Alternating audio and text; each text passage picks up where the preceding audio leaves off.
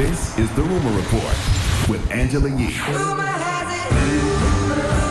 The Breakfast Club. So listen up.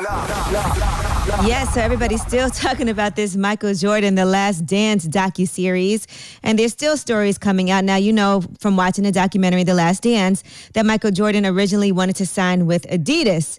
Well, the reason why he stayed with Nike after he signed was because of his dad. Now, he was actively shopping for a new shoe company. He had been unhappy with Nike for several years.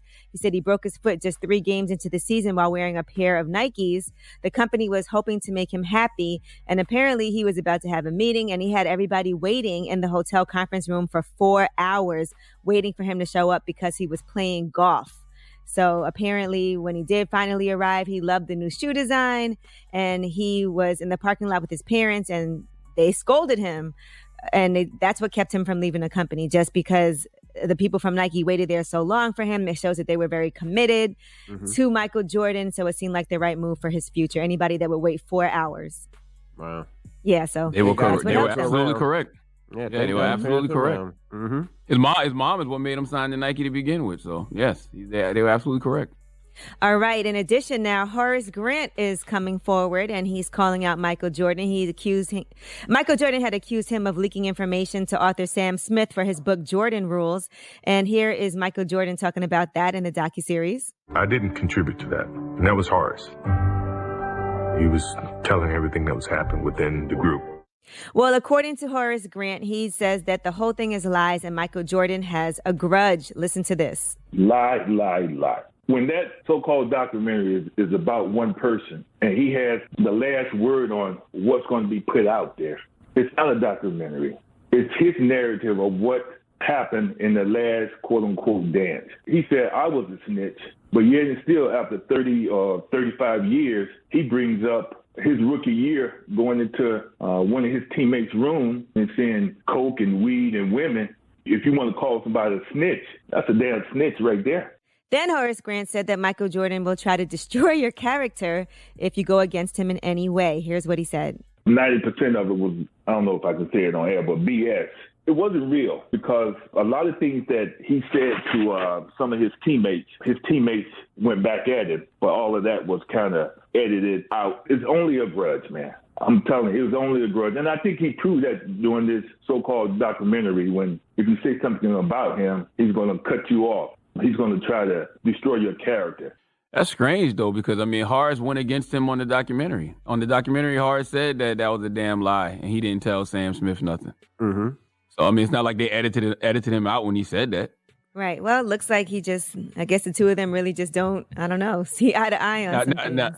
Now, that right there, that makes me feel like, wow, that was actually a very authentic thing to do, right? Because it's not like him and Horace spoke about what they was going to talk about during the documentary. I feel like a lot of them was getting that information in real time. That's probably why it had the energy that it had. You know what I mean? When you heard those testimonials from people, that's probably why it felt as real as it did, because they were getting that information in real time. Well, Horace Grant also said that Michael Jordan did send him an autographed pair of shoes for one of his charities. So he said, I don't understand if he had some difference with me. He could have texted me. He could have called me. But if I see him today, we would hopefully pay our respects to each other. But he said, if not, he's not losing any sleep over it. But it's a documentary, too. So you're rehashing old stuff. So it's not something you may think about every day or talk about every day. But when it comes up, you're like, well, this is how I felt about it.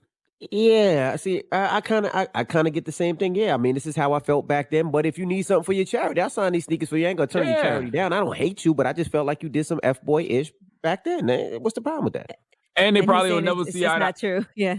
Yeah, and they'll probably never see eye to eye because Michael probably feels like, yo, Horace did say this to Sam Smith, and Horace is like, no, I didn't. So that's just one person's story, and it's another person's story. That's all. You don't know what the truth is. All right, Usain Bolt and his longtime girlfriend, Cassie Bennett, have welcomed their first child. So congratulations to them. They had a baby girl. Mm-hmm. They publicly announced they were expecting a child back in January. So now he is the proud father, and he's a girl dad. And he's excited about that. So he did a whole Mother's Day thing last week, and for all the mothers around the world and for his quote BM Kasi, and now he's wishing everybody else, well, he did, happy Mother's Day. Okay. All right, LeBron James says that he did train for the NFL back in 2011 and even got a contract. Listen to LeBron and Maverick talking on the Uninterrupted podcast. I had no idea how long the lockout was going to be. And myself and my trainer, my man Sears, we really started to actually train to be a football player when it came to like October and November. We started to clock our times with the 40s. We started to add a little bit more in our bench presses and things of that nature. We started to add more sledding to our agenda with our workouts. Did you get the call from Bron saying, hey, I might want to do this? I did not, but I know he got a contract from Jerry Jones that he framed and put in his office. Well, I can understand why LeBron would want to play for the greatest NFL franchise of all time. He is a Dallas Cowboy fan. So am I. Thank God he didn't, because we don't need any more, we already got a circus going on in Dallas. LeBron would have just added on to the circus. It'd have been more cameras, more attention for things other than actual football. So, yes, I'm glad that LeBron didn't come play for my Dallas Cowboys. We didn't need that negative energy on him. It would have been all No, he's bad. not negative. There's nothing negative about him. No, I mean, the Cowboys negative energy. That's what I meant. The Cowboys negative energy. The Cowgirls negative. Well, I mean, they both have a history of not really winning anything. You know what I mean? LeBron has won a little bit more than the Cowboys have in recent years. What do you mean? He's won a couple times. He won a few times, a little bit more than the Cowboys have in recent history. But yeah, I wouldn't want to see that pairing. Well, I'm Angela Yee, and that's your Rumor Report.